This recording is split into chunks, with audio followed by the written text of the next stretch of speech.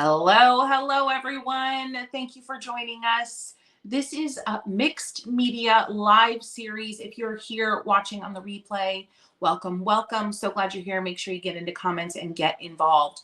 So today we are going back to the topic of how in the world do you finish your painting? And I've done a few of these during the series, and the feedback has been tremendous because I feel, and so many of you have agreed, that finishing your artwork, your painting, is a subject that we're not talking enough about. So I'm here to end that. I'm here to fix that. But if you do have any sources for some amazing artists that have talked about how to finish your artwork and do it in a non-stressful way, be sure to share in comments because we'd love to know about it. So friends, there are a couple of things that you need to think about as you're finishing a painting. And it's tricky because why? Because if you've gotten to the point where you feel like you even want to finish a painting, where it feels like enough of a success that it's worth your time to kind of wrap it up, there is a certain amount of stress involved. There's a certain amount of just this tension, right? Where you what am I going to say? You don't want to mess it up on the finish. You're in the final throes of this and you don't want to mess it up, right? So I'm here to kind of teach you and show you by actually finishing some of my own work. I want to show you kind of how to think through, how to talk yourself through, and how to build some really amazing habits so that you can finish your paintings with confidence. So we have Kelly with us today, of course, behind the scenes. Everybody say hello to Kelly. Good morning. Oh, Virginia, thanks for popping in. I'm so sorry we start a little late. Good morning. Kim, it's afternoon for me. Rusty Dog Textiles, good morning from Arizona. Yes. Kelly is saying hello to everyone in comments. Oh, thank you so much, Super. Thank you. I appreciate it. I'm so glad you're here. So let us know in comments where you're tuning in from. And of course, as we move along today, please let us know what questions you have. Now, we do have some fun sales going on right now. I'm going to have Kelly pop up the QR code for our sale gallery on ChristyRice.com. Team replay, just bear with us. I know you're probably watching this in like September and it's not Christmas holiday time, but there's some good stuff coming, so stick around. So we have a bunch of fun stuff on sale right now. We only do sales once a year at ChristyRice.com, just so you know. So this is the time. All right, so we have scarves, we have select ceramic pieces, we have our 2023 floral watercolor calendar on sale. So there's a bunch of stuff there that you want to take a look at. 25% off last year's studio sketches. There's just a selection of them that are still available. Those are also 25% off. So it's a really great gallery. If you have a last couple of gifts to pick up, some of those sketches, friends, are priced ridiculously accessibly. So do take a look. And yeah, have fun with that. Hello from Canada, Judy. Yes, you're from Washington. Sama's from Washington. Jessica from New York. Woohoo! Hello. Let's get on down to the painting table, friends, and take a look at some of the options for finishing today. We'll chat a little bit about how I think through this.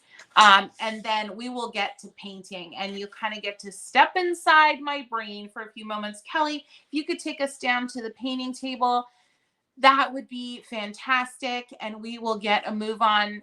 All right, here we have a few pieces. And I'm literally going to show you my notes because this is what I wrote down when I first started this series. Friends, this whole mixed media live series has been going on for almost 2 weeks. I've been going live every day except Sunday and holidays, and it's been such a blast. And I'm going to have a link to the playlist so you can watch all of these lives and get caught up if you'd like. That'll be in the information section below after this live is finished. So here are a couple of things that I think about. I sat down when I was planning this session, And I was like, how in the world can I put into words how I think about finishing a painting? And this is what I came up with. So of course, I think about composition, color theory, and general edits, right? These are the three things that I think about. But specifically, I think a lot about balance and repetition when it comes to composition. And that very quickly ties into color theory because, of course, our knowledge of even basic color theory can help us better understand balance and how to use repetition in our compositions. And then when it comes to edits, so am I making big changes? Am I trying to completely alter the trajectory of a painting, or am I just making small little picky edits, right? So those are the three things that I think about most often.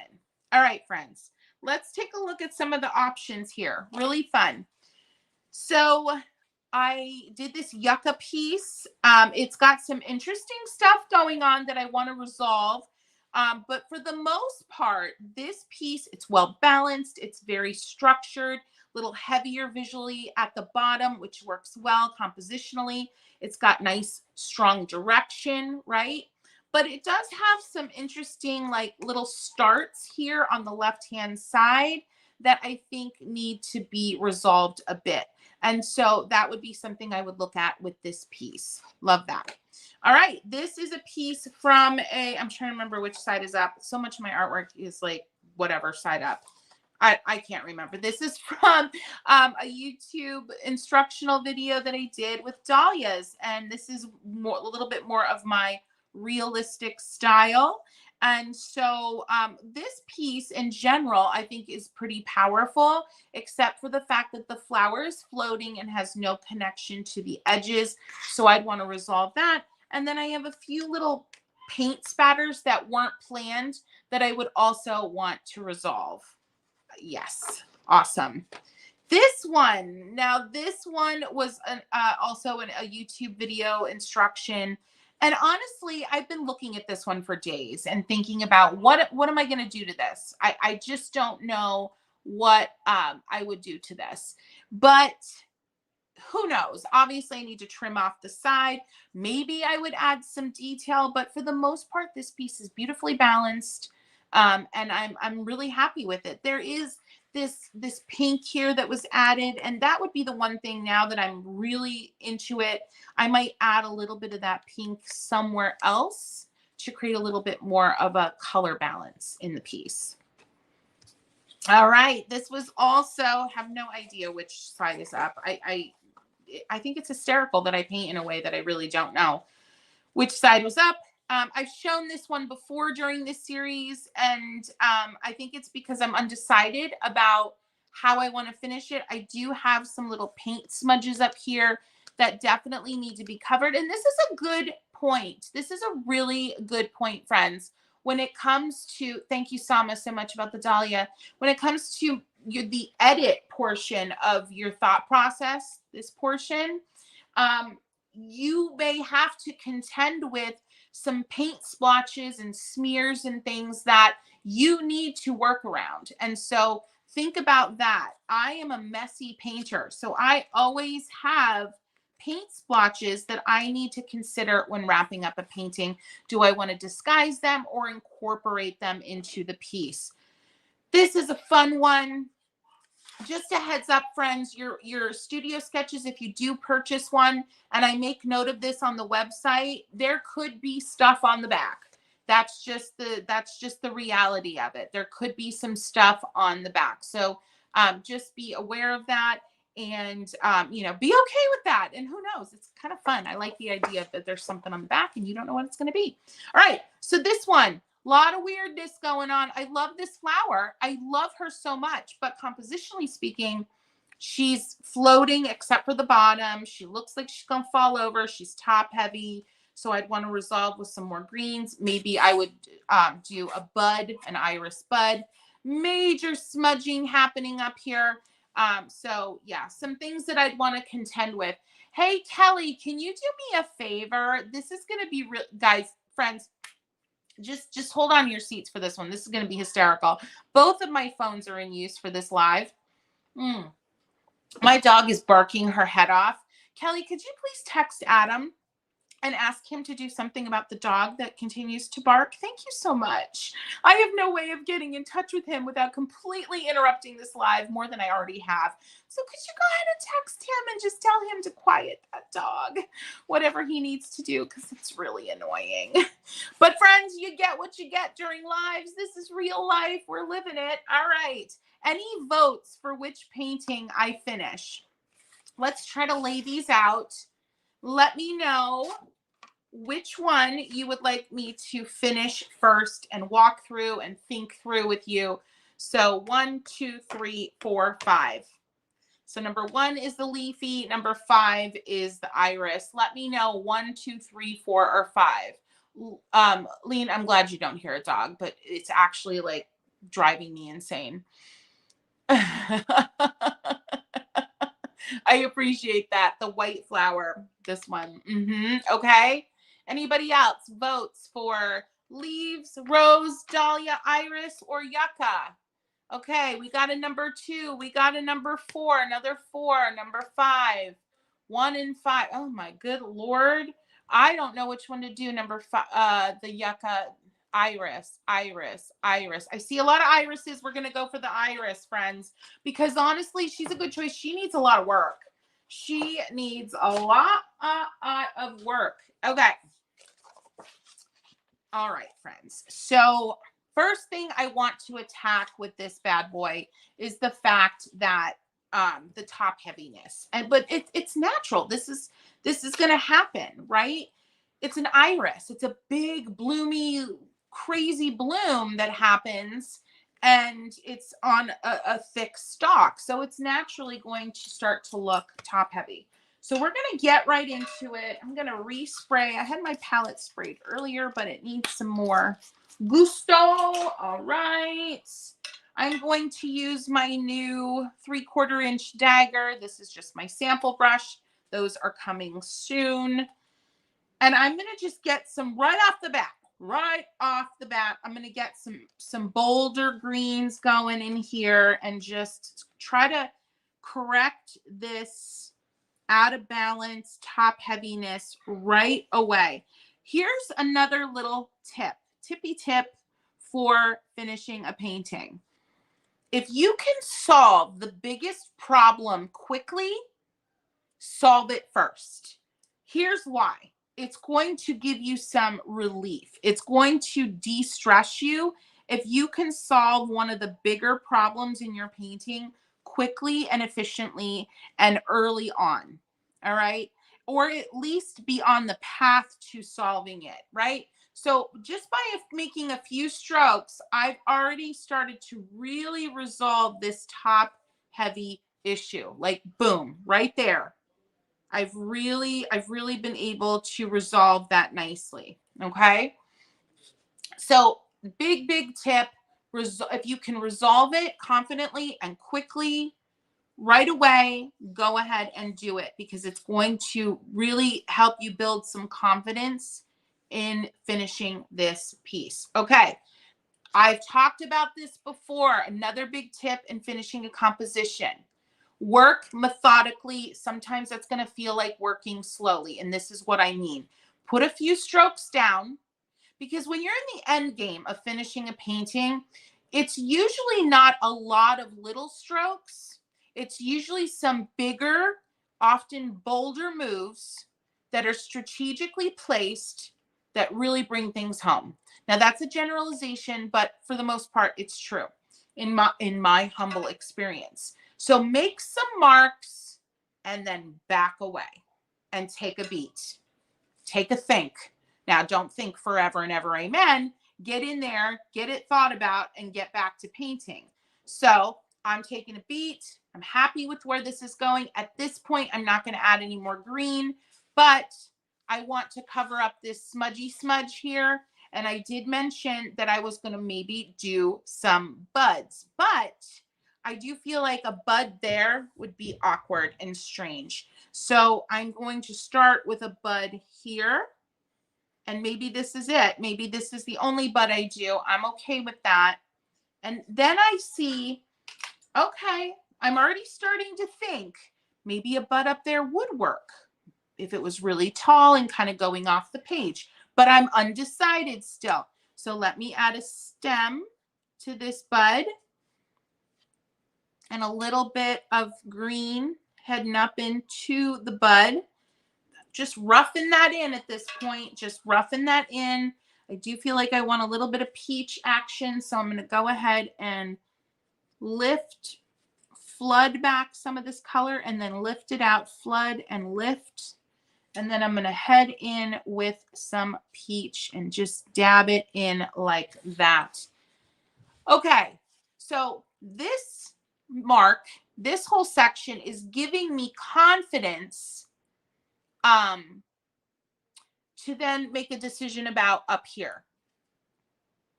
And I do feel like I could actually make this work. I'm not as confident about making that work as I was about this one, but I'm going to go for it, friends. So say a little prayer for me. I really want to cover this smudge. I really want to maintain balance. I'm taking a look. I'm taking a beat. I'm taking a breath. I'm not unhappy about it. Still feeling very tentative. Here's another tip for compositional, wrapping up your work compositionally, friends. You're gonna have to be okay with being uncomfortable during this. It's going to feel nervous and you're gonna feel a little bit out of control, and you have to be okay with that because it's just is what it is. When you've invested time into a painting and you've actually gotten it to a point that you're pleased, the prospect of potentially messing it up in the final inning here is very nerve-wracking. Okay, I'm pretty pleased with this. It's interesting. It's a very quirky composition. Now let me put it this way so you can see the full scope of it, right? It's pretty quirky, but I'm not unhappy about it. I'm not. I'll tell you what. I'm just not. I'm going to do a little bit of peach in the bottom area here. I'm still using this 3/4 inch dagger. Just getting some of that in there. Lovely. All right. So there is a little smudge up here, but I'll tell you what, I'm probably just going to trim that ever so slightly or take a little razor blade to it and scrape it off. I'm not really worried about that. There's a few more smudges down here, little ones. I'm going to just do some wispy doos to cover that up. This is primarily the reason, friends. What do I say all the time? Like, don't stress. You make a little mistake, you make a little smudge. Please don't stress about it, because this is exactly why. Because the fixes for some of these little moments that you've quote unquote messed up are so simple and so effective. There's just no reason to worry. All right. I'm happy with this. I'm feeling the love. I'm going for my liner brush. Let me get into some question. Wearing Stone's glad you're loving the dagger. Lean agrees about the dagger. Love it. Kelly, you can pop up any questions that are coming through, if any are coming through. It looks like our comment section is just full of fun conversations, which I love so much. All right, friends, let me know what questions you have. Is this helpful? Get into comments. Let me know. Is this helpful? Just say yes. If you feel like you want me to kind of talk about something different in terms of composition and wrapping up a painting, then also let me know. Yes, I do love the short handle of the daggers. It was kind of a non-negotiable for the design of the daggers, just to have a long handle. I mean, honestly, unless you're working large with watercolor, I don't see a reason for long handles. That's typically reserved for oil painting and whatnot as a means to keep kind of your arm or your hand off the page, but among other reasons. But yeah, I'm going in with some line work because I do feel like this piece needed some detailing to really strengthen this as the focal point. Wearing Stones, what should I start with? I feel I am doing too advanced. Oh, okay. So if you are painting and what you are painting just feels too advanced and you want to kind of go back. So, I mean, in general, I would need a little bit more information, like what you are painting right now, like what kind of subject matter you've been working on. But without having that information, but feel free to give me that information. We'll follow up. Um, if you are working on something and it feels too advanced, I would, so for example, if you are painting floral and you've been painting a lot of, let's say, irises, and irises are more advanced when it comes to like when we're talking about floral, right? And you've been painting irises and just feeling like you're struggling, like identify what it is you're struggling with. Are you struggling with color mixing? Are you getting a lot of muddy colors or colors that you at least feel are muddy and unsatisfying? Then maybe you need to take a moment, take a couple days and mess around with some color theory videos on YouTube and really kind of focus on that and some color mixing videos, right? If you are, let's say, painting fruit, okay? If you're painting fruit and you feel like you just can't, you're not getting it to the realistic state, you want it to be a little more convincing, realistic, and you just don't feel like you're getting that, then I would actually, in that case, go and start to do some drawing videos and learn how to draw an apple in a satisfying way that you feel happy with, and then go back to the painting. Yes. So I think that those two tips would be very helpful. Try to find the core issue you're having and then go back to basics with that skill or issue. Hopefully that is helpful.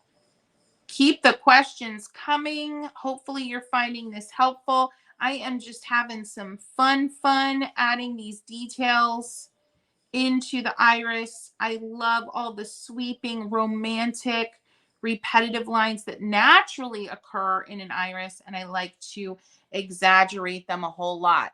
My dagger has stiff bristles for a watercolor brush. I wonder if that's normal. So Kitty, it would depend. A lot of times daggers are easier to find in the craft section. If you happened upon a dagger and it wasn't in the fine art section, there is a chance that you have kind of more of a craft brush, and those can tend to be a lot stiffer. Additionally to that, I mean, my daggers, for example, are a nylon bristle formulation, and they are a stiffer bristle, but they're not like stiff to the point that you would feel like they would damage your paper. So if the stiffness on the brushes that you have, if it feels like it could almost damage your paper, you're probably using more of a craft brush that's designed for canvas, different heavier surfaces. So that might be something you want to look at. Watercolor brushes in general, though, do vary in terms of their stiffness. If you have a natural bristle watercolor brush, it's going to feel a lot more floppy.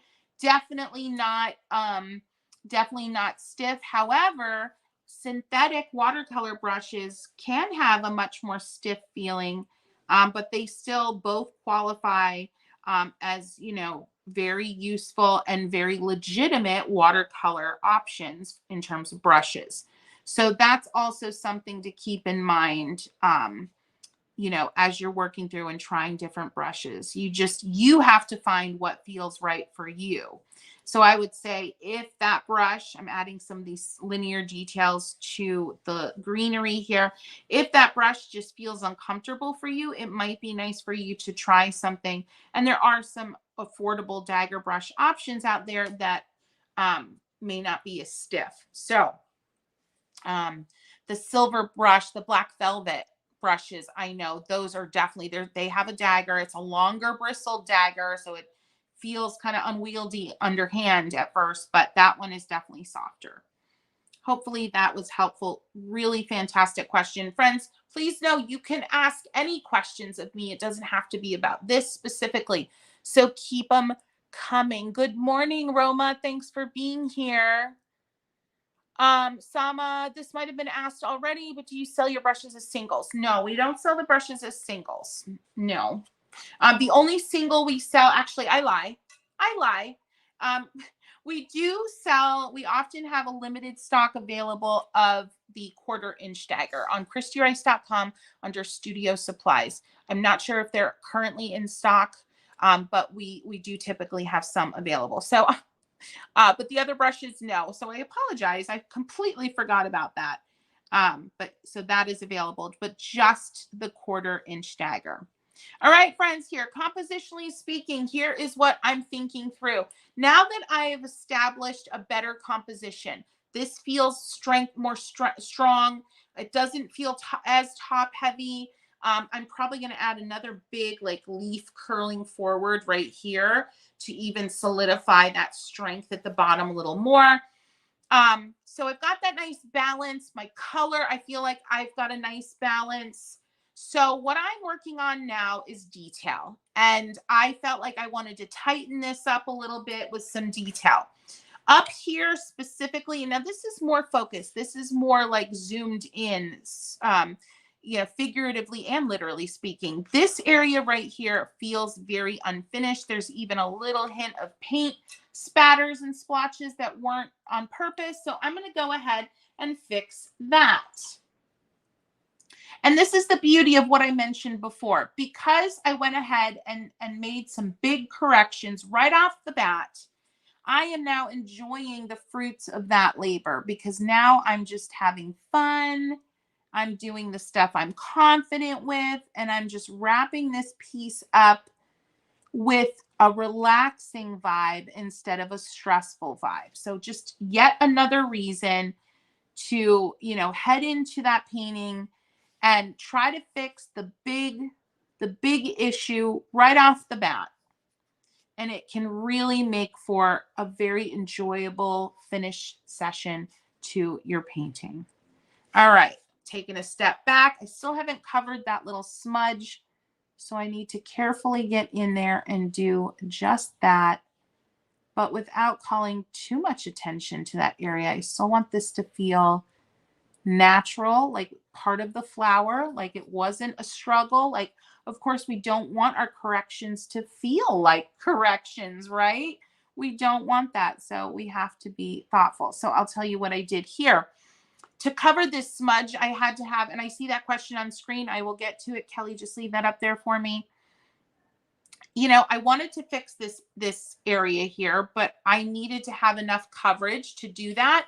But I didn't want to call too much attention to it. So I kept the lines light and airy.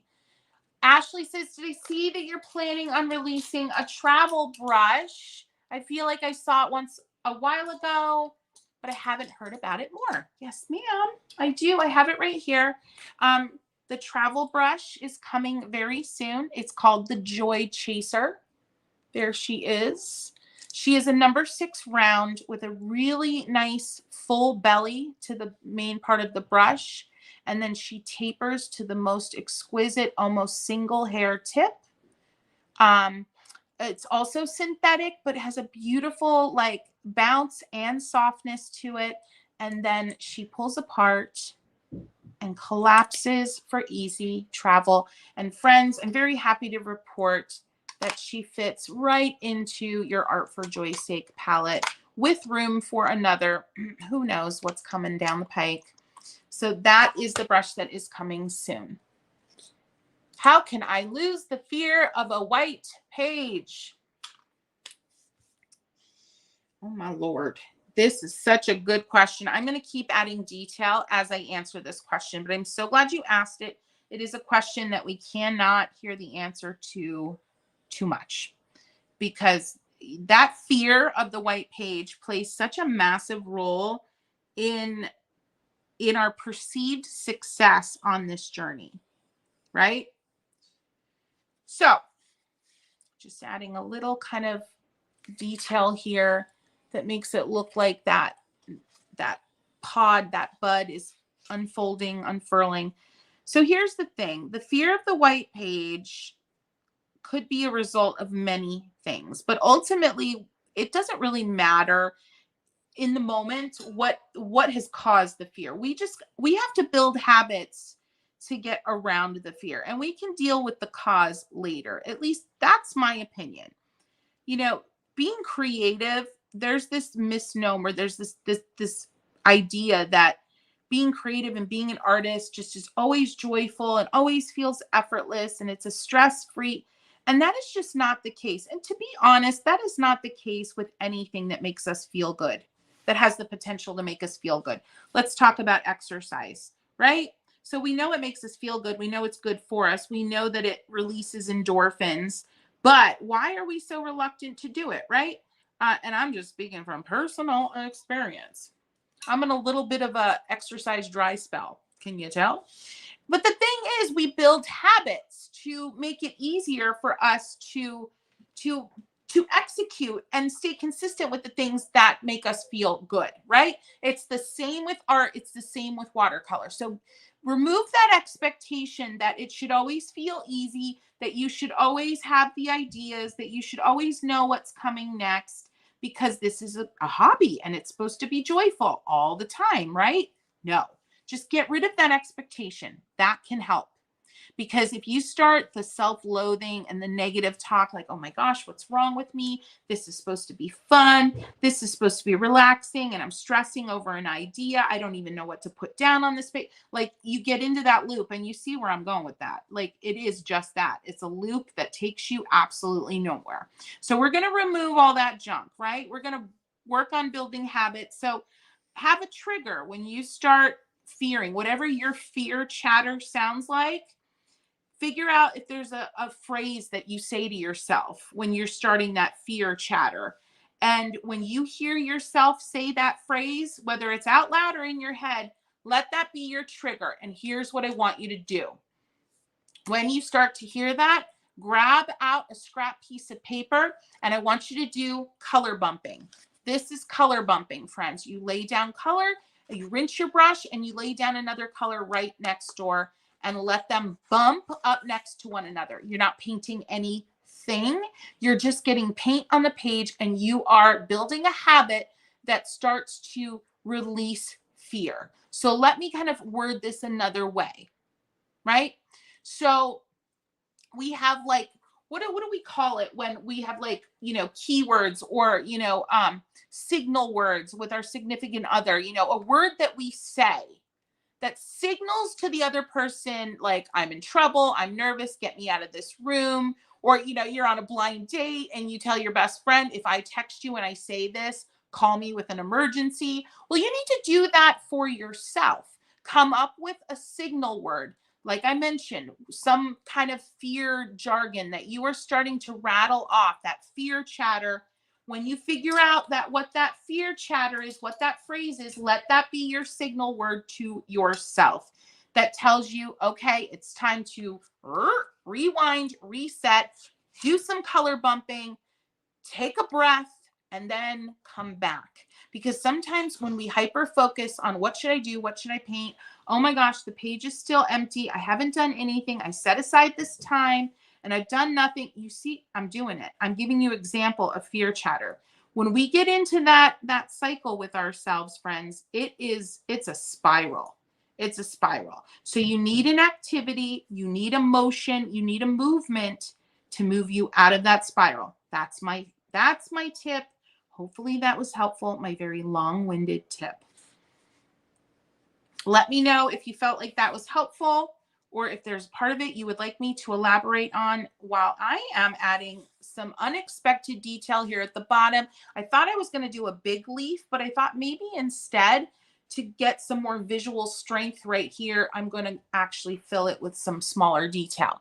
You talk about floating composition. Does everything need to go off the page? I think about floral pictures. No, I do talk about floating. I'll show you an example again of a floating composition. This one is floating. Not everything should go off the edge. It is my belief. I mean, we are in the business of, in terms of composition, what the importance of the actual image does not rival the importance of what's left behind. So when a piece is floating, when this flower is floating, my eye is all focused here, but it doesn't have anywhere else to go, right? Because all of this white space is disconnected. It's just like amoeba-like. So when you brings a little area, and I'm going to do this one next because this is so important.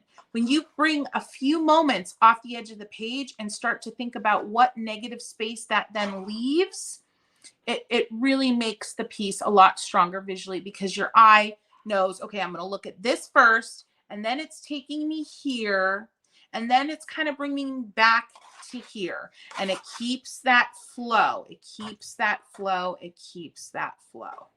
All right.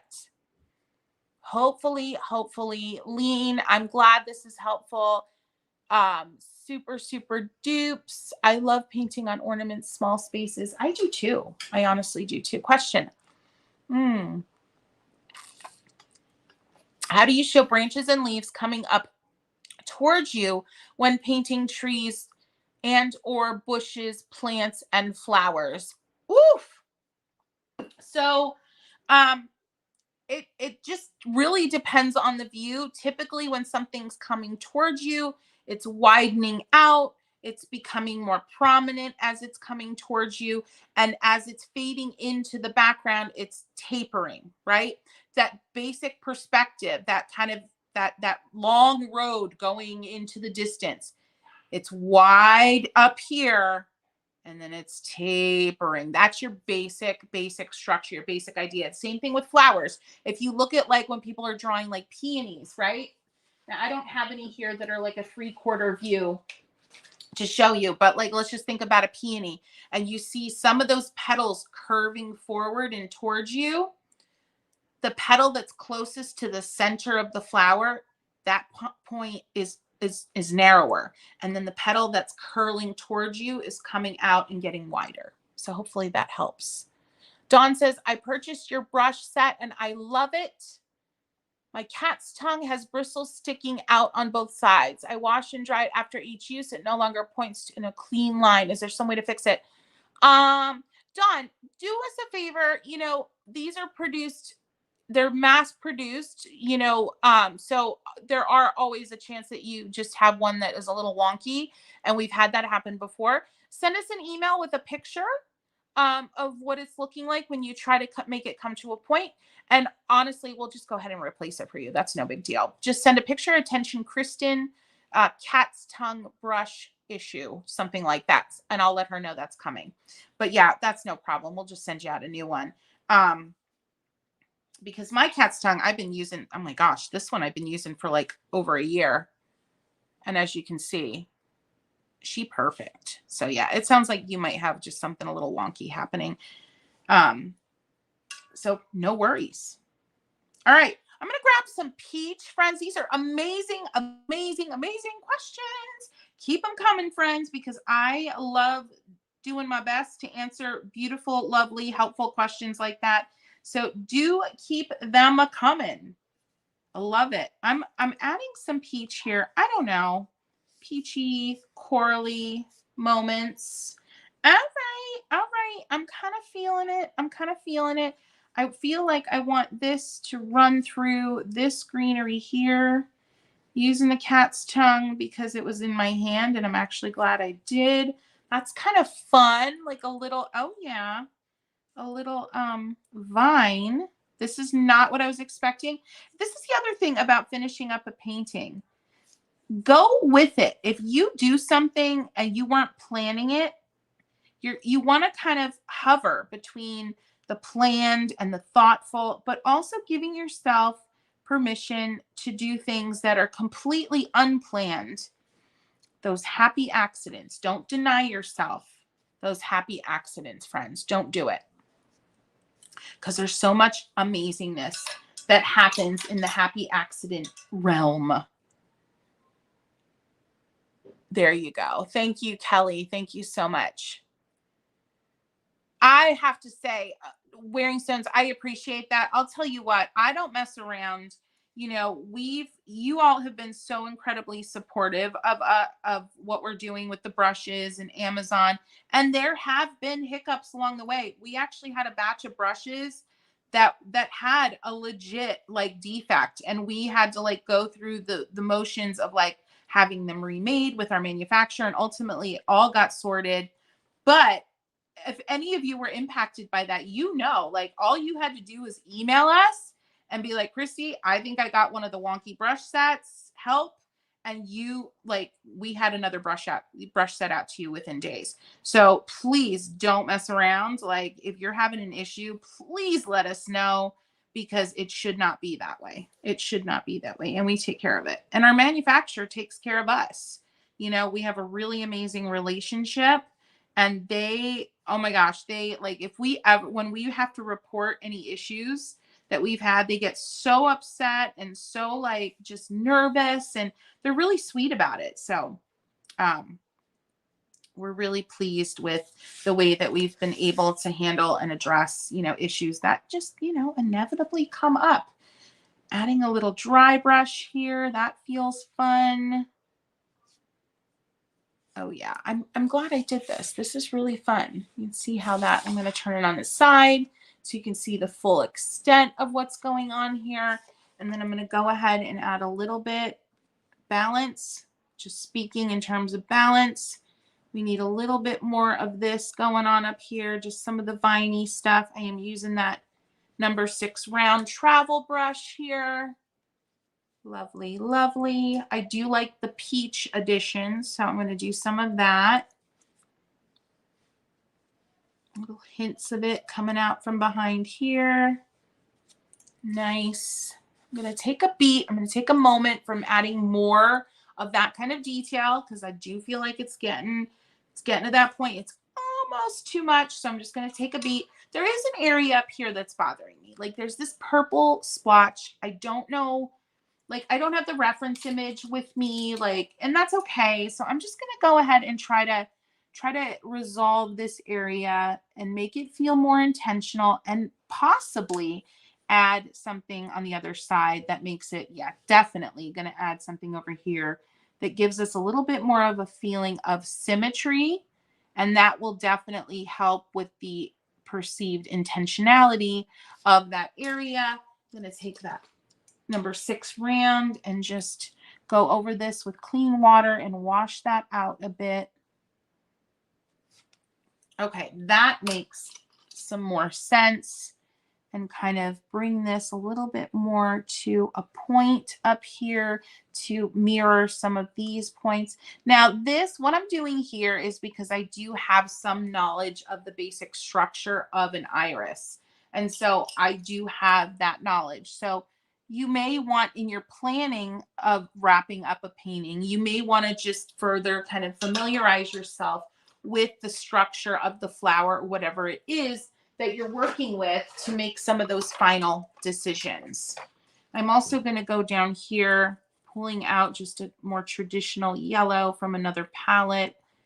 And I'm going to add some ruffliness. We know these bearded irises are bearded. They're called bearded for a reason. That's that little beard there, and it's going to extend into the back of that loveliness.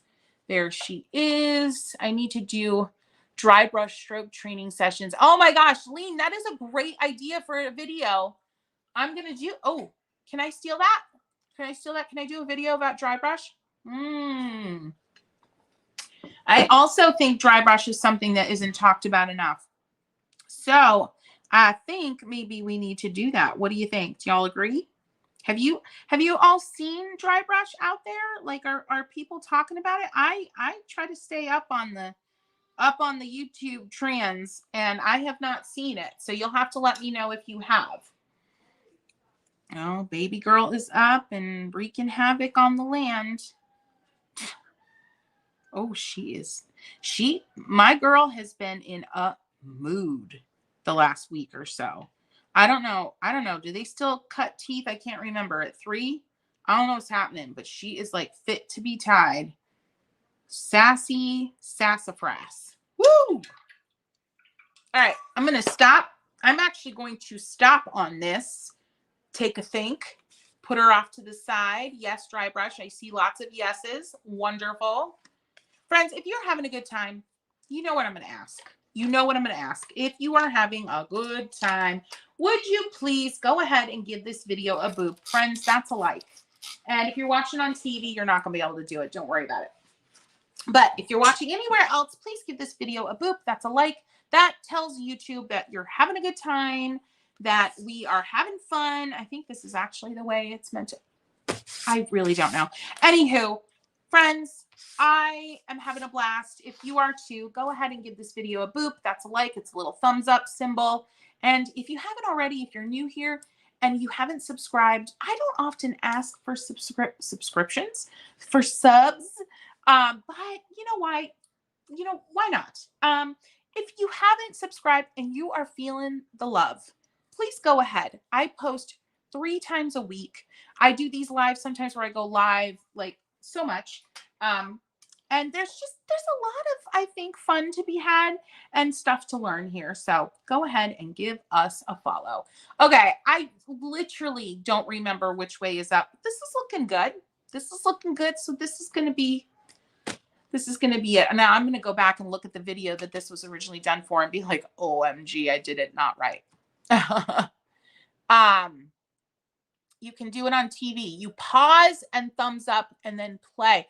Oh, Wearing Stone says you can do a boop or a like on, while you're watching TV, you just have to pause. Interesting. Thank you so much. Thank you so much. Okay. So we already talked about this one, friends. She's floating. She is floating. We don't like it. I don't like it. Maybe you like it. I don't. So I'm going to fix it. There's some options, but first some things to think about. We have very strong elements. We've got the big, bold bloom. She's clearly our focal point. We've got the big, bold leaves. Also, a contender that is trying to distract from this focal point. Okay. We need something to go off the edges. We also need something. Now, surprisingly, I would expect this to feel top heavy, like it's going to topple, but it doesn't, because this is strong. This is strong. So my first instinct is to do some featheriness coming off the page here. But it's an instinct, but it's a tentative one. I just don't know. I actually am thinking now, and this is my head chatter and you're getting to experience it. So if it sounds disorganized, it's because it is. So I actually think I'm going to come in from here and go over here instead of just going here. All right. It's going to be a little dry brush. This is rough watercolor paper. Make a stroke. How do we feel? Feeling all right. Make another. Make a stroke. How do we feel? Do another. Feeling all right. Okay. I like this. So let me explain why this is, I think, working. In my humble opinion, keep your questions coming. Okay. I want to answer this question. Could you also please do a video on using a liner brush? I do have a video on using a liner brush. I have liner brush drills. I will link that below, but I should do a follow-up on actually how to implement those drills. Very good tip. Okay, let me explain why this is working and why I chose it. So I felt like if I just come from here with these wispy marks, it just would have felt like truncated and just awkward because they would have been so short, right? And everything else is big and bold and kind of flowing, right? I also wanted something to support this flower more as the focal point, because remember, these are trying to distract. And I felt like those marks would start to lift up the flower visually. And let's continue.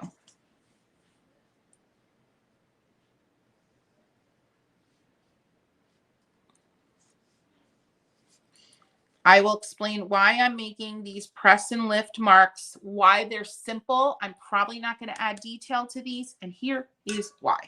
There is a lot of detail going on elsewhere in this painting. We don't need detail everywhere. You don't need to do all the things in all the places. Let that be, if you've only heard me say one thing today, let it be that. When it comes to composition and finishing your paintings, you don't need to do all the things in all the places. Meaning, I don't need to do this kind of detailing everywhere, or even close to everywhere. There needs to be a balance, but you can overkill details so quickly. Kitty, thank you so much. Here's my rings. This is my mother's ring. This is a ring my husband got me a garnet for Christmas last year. This is a piece that I just picked up while I was in Utah. And then, of course, my wedding band and my engagement ring. Anywho, you got a little unrequested tour of my rings. All right. I went ahead and covered that paint splotch effectively, I think. I'm also right now going to add a little bit of pink into some of these wet leaves. And this is just for a little bit of color balance because there's so much pink only in one place so far in this painting. So I feel adding a little bit of pink is going to help the color balance. A little bit down the middle there. Yep, this one's damp still. Do a little glaze, a little wet on wet glazing type action. There we go. Make a few strokes, take a moment, take a beat. How do we feel? Do you feel that was a good decision? Is it making sense why I did it? I want to hear your comments. Now I'm just taking this dirty pink brush and adding a few more wispies and stopping myself before it gets cray, but I'm pleased with that. I'm pleased with that. Thank you, Tamara. I'm so glad you made it though. Catherine says, I love how the painting looks great and you make it even better. Thank you. Sama says that balance of less in some places is so hard. It is so hard. It's hard to kind of like pull yourself back, right? Okay. I love what I've done here, but it has created an interesting kind of new problem. It now does feel like the flower is slightly wanting to topple forward, which is interesting, which is not what I expected. And so what I think I'm going to do to solve that is bring something up here. A little strength starting here and continuing up potentially. Let's see. I'm going to do it with this strong blue that is appearing in these leaves. And this is color theory, harmony, balance coming into play. So a bigger leaf, but one that is very lyrical, that kind of follows some of the lyricalness of the previous lines. I'm going to stay with that blue, water it down a little bit, and continue with this leaf, right? I don't like how that finished.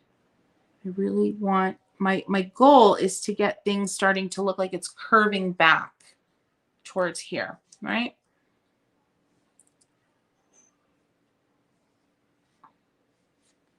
Okay. Okay. Take a beat, take a break. Christy, move away. Step away from the dahlia. Okay. I'm okay with that. I'm not going to continue it. I'm going to move elsewhere first. Not going to continue it. Now I feel like we need some of that strength down here. Using that number 6 travel brush just as a reminder. Oh yeah. I purposely left that little white middle vein to make sure it didn't feel too heavy. And I feel like that was very successful. In fact, I'm going to go here and do something very similar. A little bit thinner. Oh yeah, this is nice. This is nice. Okay, let me explain why I think this is working. Okay. I repeated the color. Easy peasy. That's a little bit of balance, right? It's here with a little more green in it, here and here and here. Okay. There's even some of it, little touches of it in the flower proper. Okay. Now, I didn't do the wet on wet, the multiple color wet on wet effect in these. I just stuck to the pure blue and actually kept it pretty heavy, and like the paint felt almost syrupy. Like you can see it here in the mixing tray, almost syrupy, because I wanted these to pop a little and not compete with the treatment of the blue here in this washy leaf. Does that make sense? I hope it does.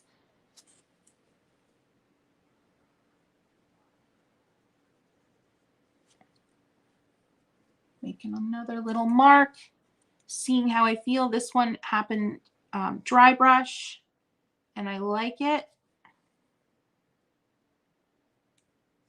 And then I continue that thin little stem.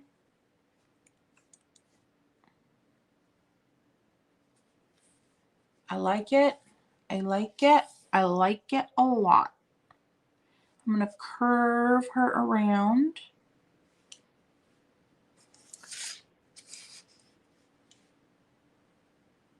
Not loving how that looked there. Let's see if I can recover it.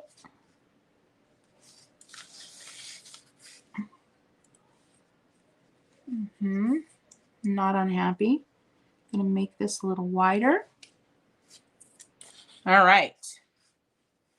I'm feeling it. I'm feeling it. I'm feeling it. I'm feeling it. But I'm making decisions. I'm not making multiple decisions at a time, right?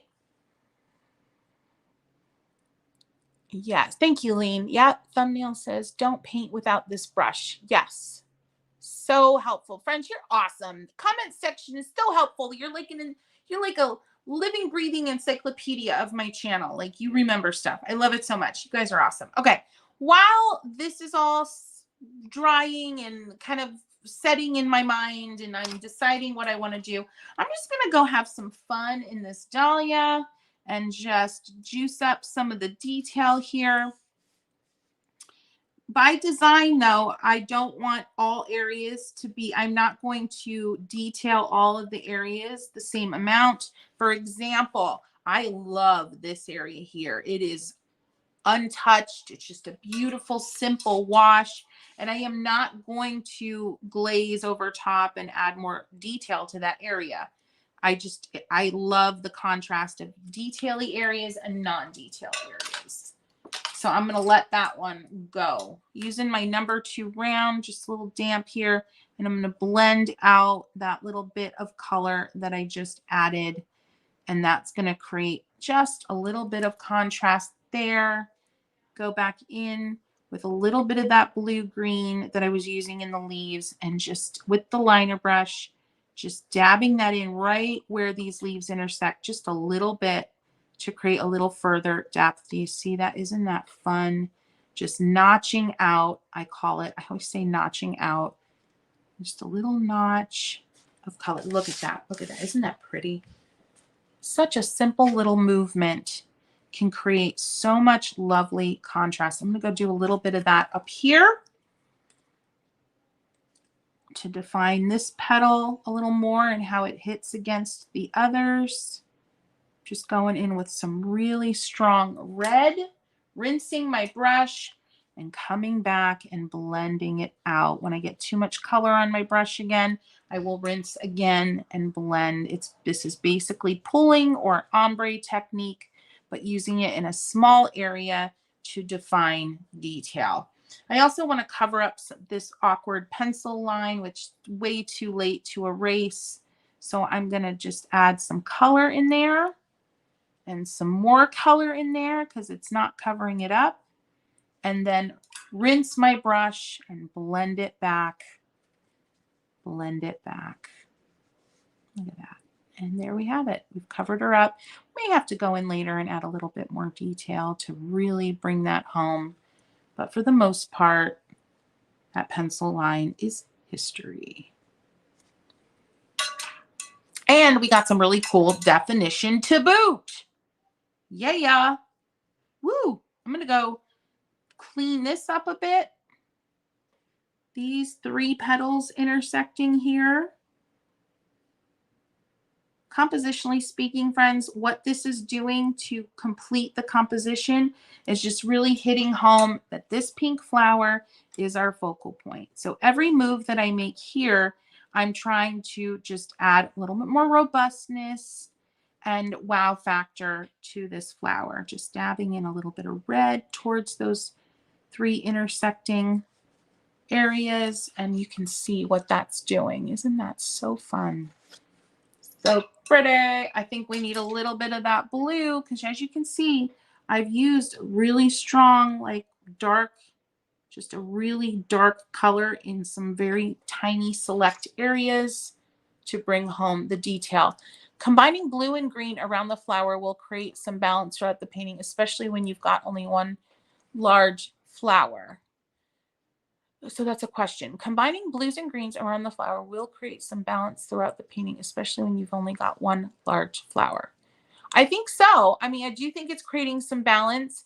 Um, uh, I think that the green and the pink, because they are opposites on the color wheel, essentially, you know, red and green, red and like a true like Kelly green are opposites. So like a fuchsia and like an olivey green, you know, with a blue undertone, I think is a nice balance, you know, color theory wise. So that is, you know, one of the decisions that I'm making now. The other reason that this is working, they're really, the pink flower isn't the only pink on the page. There is some really strong pink linear details in this big leaf that really help this not feel like just out of place. So that is maintaining balance as well, because there is pink elsewhere. There's also pink bleeding out into this leaf and pink bleeding out into this leaf. So hopefully that makes sense and is helpful. I'm going to go up here and resolve a few of these petals, a little bit more detail in each, not a ton, but a little bit. I'm not going to use red this time. I'm going to use more of a peachy, like a peach toned down corally color. And just these little petals are sketched to look like they are folding inward on each other from each side. So I just want to kind of bring that home. So going in with the damp brush and blending out that corally color down into the base of that petal. And then maybe dabbing a little extra strength of the coral right at the top. Everything is damp in this area, so it makes the blendy blend really effortless. All right, I'm going to just rinse my brush one last time and zhuzh a little bit more, but see what I did right there? Right there. I was thinking about adding a little hint of a bud. Yes, potentially here and maybe a little bit here. I love that. Let's do it. Let's just do it. Okay.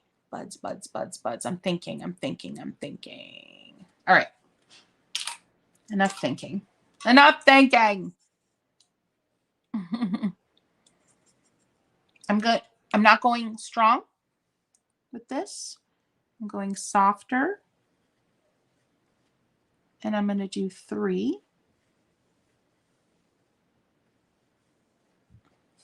But definitely softer. Lots of water on the brush.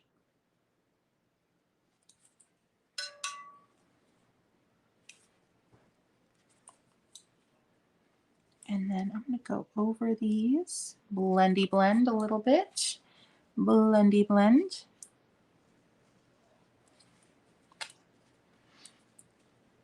This is just the base layer.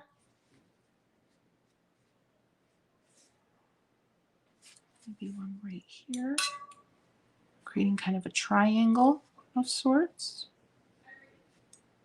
And again, super soft.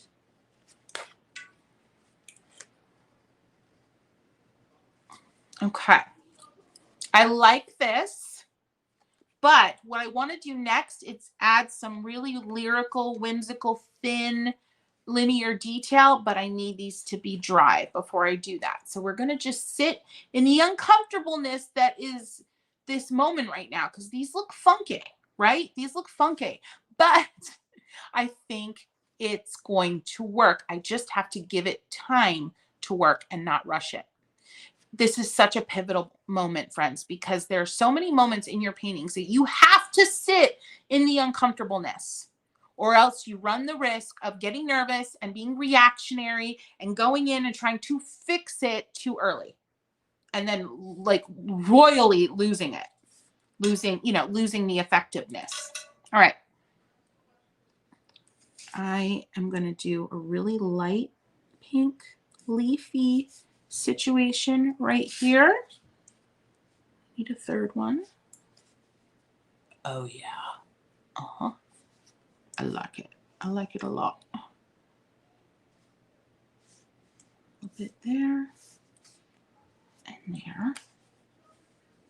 Little touch. It's a little bright. I'm going to blot it there. I don't often blot with paper towel, but it needed to be situated. I love just a cold press. One of my go-tos is Academy cold press. And then, of course, Arches. I have been having a little bit of a love affair with the Arches Rough, which is this. And when I'm feeling really extra, I go for the Arches 600 GSM rough paper, or cold press paper that's almost like a 1/16 of an inch thick. It's ridiculous, but so fun to paint with. All right. I'm going to leave all that be. I'm going to get back to having some fun with the flower here, just giving myself some joyful moments while everything else is taking a beat, taking a moment. And I'm letting all of that kind of simmer in my brain. Right here needs a little love, needs a little refinement. This, I know I said I wasn't going to go over here, but I'm just going to lightly refine this area. This is another petal that's kind of curling on itself. Oh, there they are. If you can't hear that, then good, but oh my Lord, those dogs. I just feel like that little love needed some refinement. It's a little bit hard for me to even explain why, so I'm not going to try to. Friends, I want to tell you, this painting is well over a year old since I first started it, and I'm able to lift some of the color. So again, just another testament to the fact that no challenge is ever insurmountable in a painting. If I'm able to lift color that's over a year old, try not to stress out when you lay something down that you wished you hadn't. Okay? Just try not to, because it's going to be all right. Adding some of that opaque peach in here. That just feels fun. Add just a hint of it over here for a little balance. Ooh, I really like that peach. Careful not to go crazy, Christy Rice. I know you like it. So you got to talk to yourself. Got to talk yourself through these situations. Just telling myself not to go crazy with the peach. Blend that out. How we doing, friends? If you're having a good time, go ahead and give this video a boop. That's a like. Do we have anybody new here? Do we have any? I'd be freaking out about the circles at the top. I know that you will make it work. Oh, yeah. Oh, don't freak out. That's the thing, friends. You need to, I mean, if I could say anything, you've got to be able to sit in the uncomfortable moments. You have to learn that habit. Force yourself, because they are not going anywhere. Every painting has them. Every painting session has them. You've got to get used to them. Now, I'm not sitting here trying to tell you that I don't feel uncomfortable. I do, but I've just gotten used to feeling uncomfortable. That's it. That's all. But it's not easy. And it's frustrating as all get out, right? It is. It is. Thank you. It's so beautiful. Again, you can really do magic with watercolor. Thank you. Not new to you and painting, just jumped in here. Aw. Love, love, love it. I'm so glad, Jackie. So glad. All right. Dry enough. Let's get into it.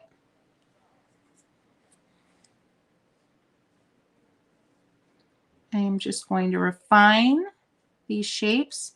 Now, by design, I don't think I'm going to be going super detailed in these, but we'll see. We will see. Just refining this. I'm keeping it light and airy.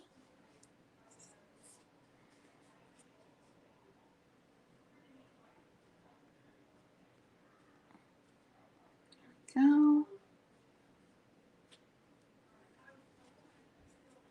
And a little bit of the number 6. Add a little bit more depth. That's a little too dry. Sorry, I have a brush in my mouth at the moment. There we go. Just little light washes.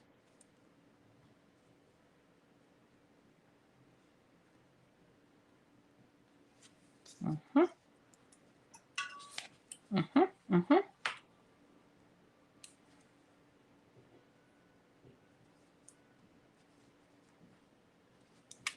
There we go. A little bit of something. A little bit of red. See how these are starting to refine?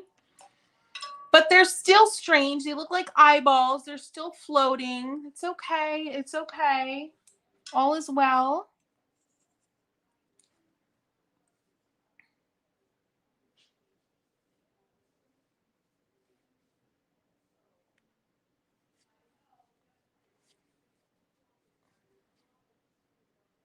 And then we're going to make them so they're not floating. There we go. There we go. And then just a little hint of something over here. Love that. And then a little hint, talking myself through. Another little hint of a bud down here.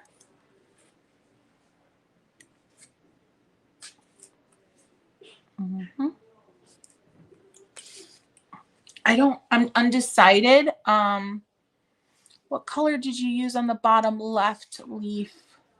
This one?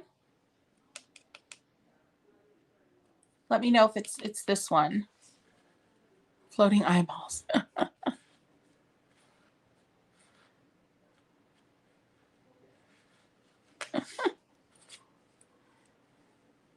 All right. Still working it out. I am still glad I did the buds. I'm not like panicking, but they still need some love. And it might just be that they can't be the loosey-goosey, airy bit that I wanted. They may have to be more detailed. And that's kind of where I'm feeling this is headed. I wanted them to be airier, but I don't know if they're going to be as effective as an airier detail.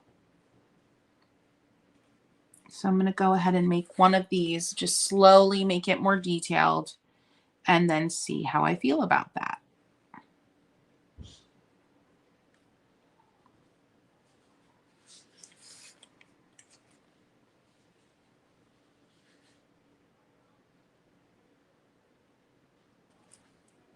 Yep. The bottom right leaf. Oh, yeah. So this is the blue from my Art for Joy's Sake palette, the one right here. It might have a little bit of this emerald green mixed in, but that's primarily what I use there.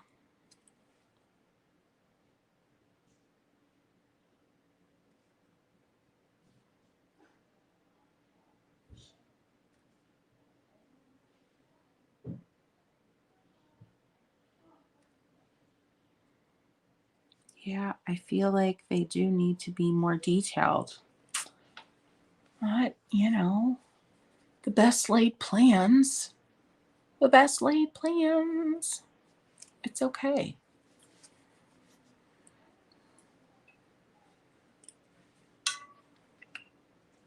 Keep your questions coming, friends. I'm here for it.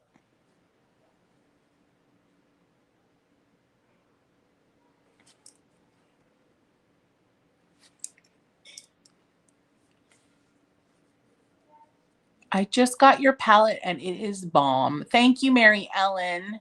The buds need some airy swirlies. The big one with the blue-green gradation. Linear detail sometimes looks brown. Other times it's more of a red. Yeah, that can happen, especially when you have a red near a brown. Your eye can kind of mix it up. Yep.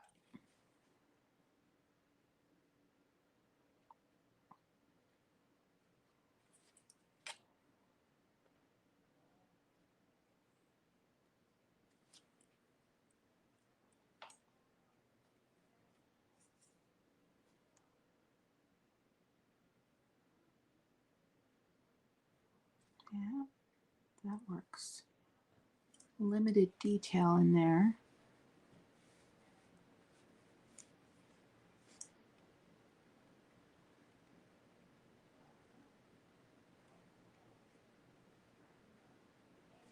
Okay.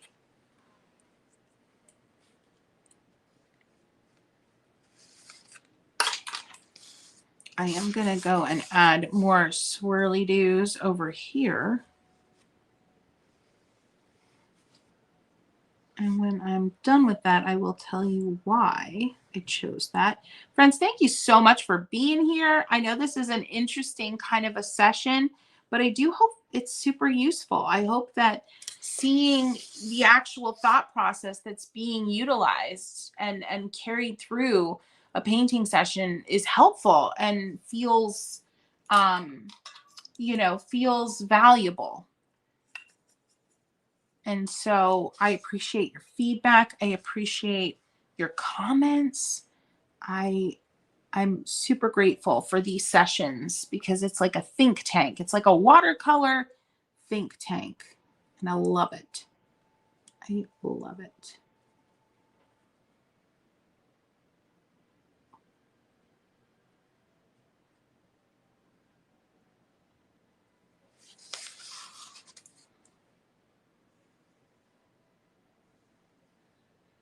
I'm going bold, friends. I'm going bold.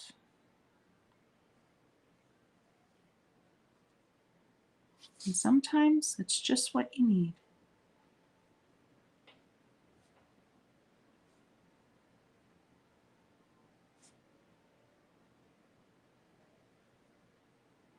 How quiet. I'm so quiet. Y'all, I'm in my flow.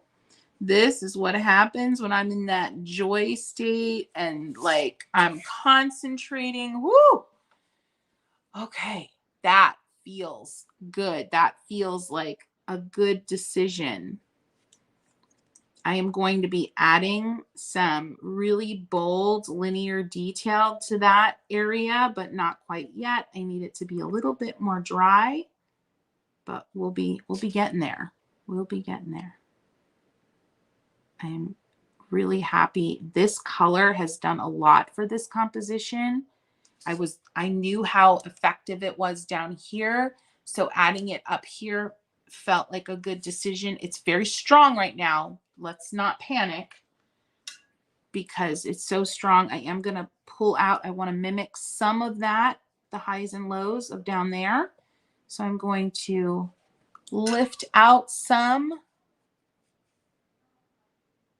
The big leaf bottom right. The linear details. I used, oh gosh, it's hard to know.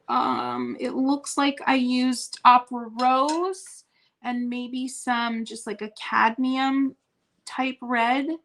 But I mentioned this painting was started over a year ago. So it's a little hard to remember. All right, I'm just lifting.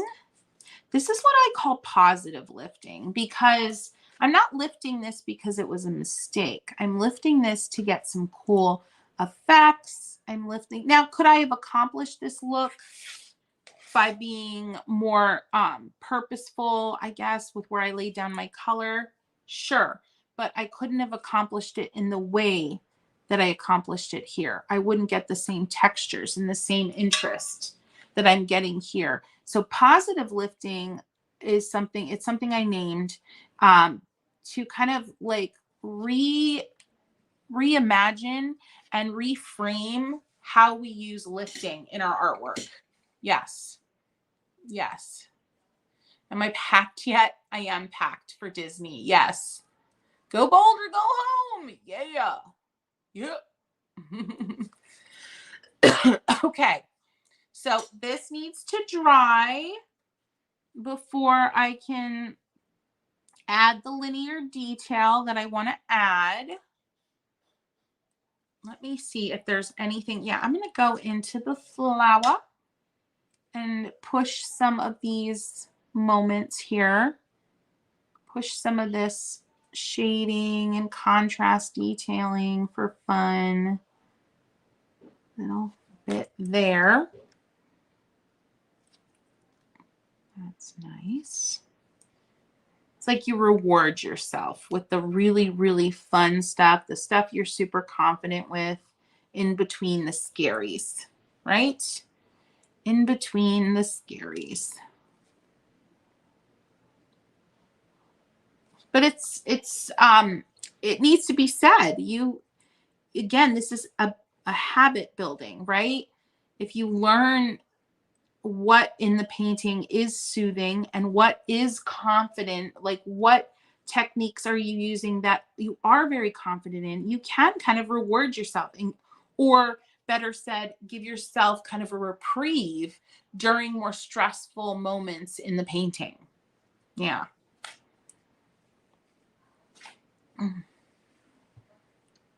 Thank you for doing the lives during the lunch hour. I work in a high stress hospital job and this break for joy is so nice.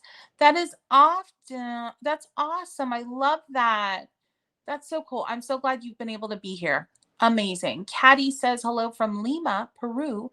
Very beautiful project. Thank you so much, Caddy, for being with us. Oh my gosh, the scariest. Question about the lighter peachy color in your palette. Does the pigment contain white? Yes. Yes. The peach in my Art for Joy's Sake palette does contain white. Absolutely it does. So no, you can't get it from mixing unless you were to have white. Yes. Awesome question, BT Dubs.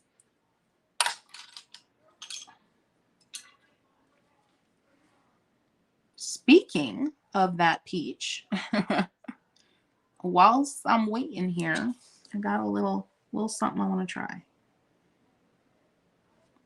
Now, friends, it needs to be said too, when it comes to my personal artwork, I am like my personal, very, very, very personal style. When I'm not painting a commission, when I'm not necessarily doing a YouTube video, what I'm doing here, I am showing you my up close and personal style. My personal style is a lot about layers, a lot about detail, a lot of contrast, a lot of opacity in my my watercolors. So this may not be to your taste. This boldness just might feel like way too much for you, and that's okay. But hopefully you can still extract the lessons that we can learn from this, right?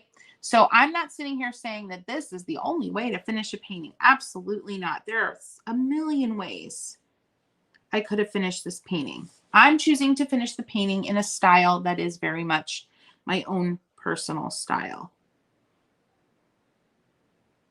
I'm just using this peach over top of one of these bold blue leaves. And I like that decision a lot. Congratulate yourself. It's okay. I give you permission. No one else is going to talk you through these painting sessions. You have to be your own cheerleader. And I give you permission to do it. That last detail made me ooh out loud. Oh, good. Oh, good.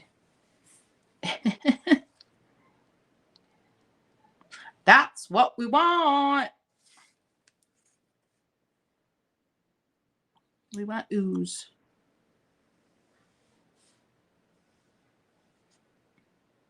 I just love opaque and wispies and detail. Oh, I just love it. I don't know why, but I do.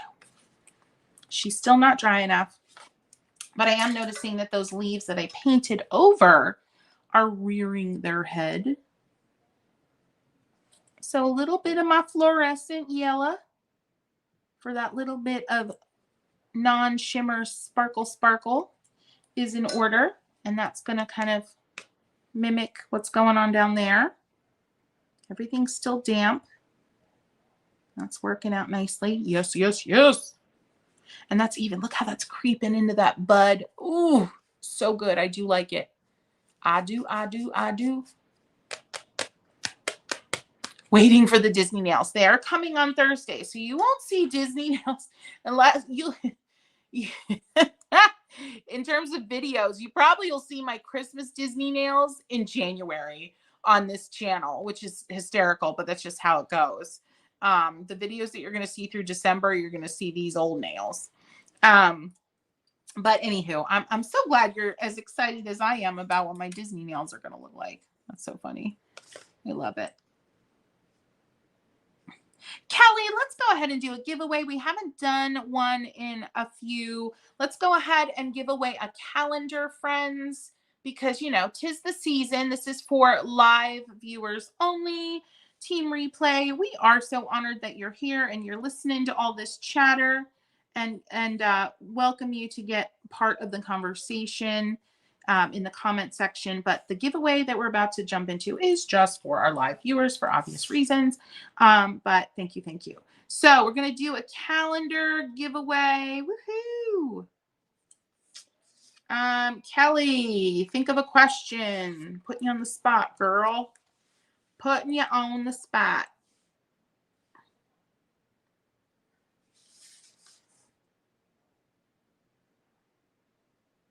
Which probably means I should look at the screen for when she tells me what the question is. Yay! While we're getting our ducks in a row on this, friends, just a reminder on ChristyRice.com. Right now, we do have a whole sale section. Kelly can go ahead and put that sale QR code up. But if you just go to ChristyRice.com, friends, and click on sale, you'll see it. We've got the ornaments aren't on sale currently. They were on sale for quite a few days, but we do have ornaments. But in the sale category right now, we have scarves, select ceramics. What else we got in there, Cal? We've got the calendar, of course. This is the time, friends. The calendar. If you want the calendar, this is the time to get it. She's 25% off. And of course, you know, you'll go and run and get it after the giveaway because who knows, she might win it. But we need a question, Kelly. Let's see. Should we do trivia? Oh gosh. I'm trying to think of something that I've talked about recently that would be a good trivia question. How can I justify buying another dagger? Yours, that is. The dagger, my dagger is specifically designed with the right length of bristles, so you can kind of follow along with me. It's got the right bounce, and it's really affordable in the grand scheme of things compared to other brushes. I know it's a crazy time right now, and she probably will become your go-to, your once and done, the brush that, you know, will rival all other brushes in your collection. Okay, I'm being ridiculous now. Possible question: how often does Christy sell her personal artwork? Sounds like you might know the answer to that question, because you can never have too many. There you go. There you go. Okay, so let's see. I have the question. Are you guys ready? I'm going to ask the trivia question. I've got it. LOL. Okay, I can't. Okay. So I designed my own dagger, right? What was the brand name of the dagger that I was using for a few years? The one that kind of got me onto daggers, the company that I asked to white label with me before I decided to go ahead and make my own.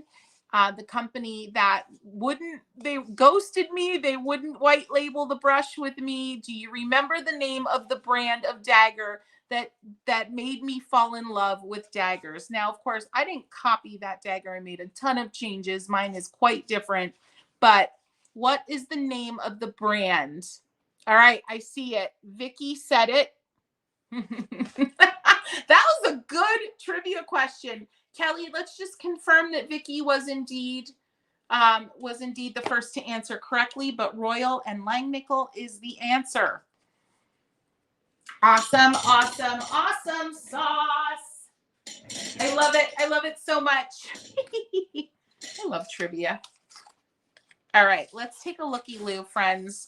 Kelly will go ahead and give you instructions, but you're just going to email just verifying that Vicky was the winner indeed, but verifying that whoever the winner is, Vicky, you are the winner according to Kelly. Yay! Awesome Sauce, you're going to get a calendar. Just go ahead and email hello@christyrice.com. Yeah, they ghosted me. Yeah, they totally ghosted me. Their loss. Them and Michaels. Anywho, friends, remember the sale is going on. The QR code is up on the screen.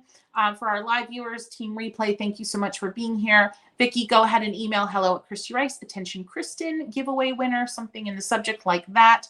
Friends, here are the paintings that we've worked on today. And remember, I'm going to be uploading new studio sketches as the week goes on. If you are interested, make fantastic gifts. Of course, I do try to price them very, very affordably. I really want to do that little detail. Anyway, friends, just here where I'm going to add some really creamy, bright, opaque linear detail to this to soften it up. And I think that's going to be where we land with this one. Friends, this has been an absolute joy and pleasure to paint with you today. And really looking forward to share with me on Instagram @Christy the Painter. I want to see what you're working on. You can go ahead and tag me or send me a DM. And just know I'm probably going to ask to share, but I want to see what you're working on and answer any questions that might be lingering after this live. We're going to be live again. What is today? Is today Tuesday? Yeah, friends, tomorrow is our final live of this series. If you're watching on replay, the entire series is linked below as a playlist. If you want to just start from the beginning and join along. Friends, this has been an absolute blast. I cannot wait for tomorrow. Who knows what's going to happen tomorrow? And yeah, Kelly, can you go ahead and bring it back to my face? We have a visitor. Come here, baby. Come here and say hello. Come here. Don't cry, though. Don't cry. You have to say hello to all the people. Don't cry. Say hi. Can you blow kisses? Hi. I'm painting. Say hi. Say hi. Hi. Can you say, Mama paints? Paints. Very good. Very good. Yay, there she is. Say hi. Show me your dress. Show me your dress. No? No? Please, no. She wants to play with my desk. Up? You want to make the desk go up? My flexi spot desk. She loves playing with it. Can you look and say bye-bye one last time? Say bye-bye. Say bye-bye. Bye. Have an awesome day, friends. See you tomorrow.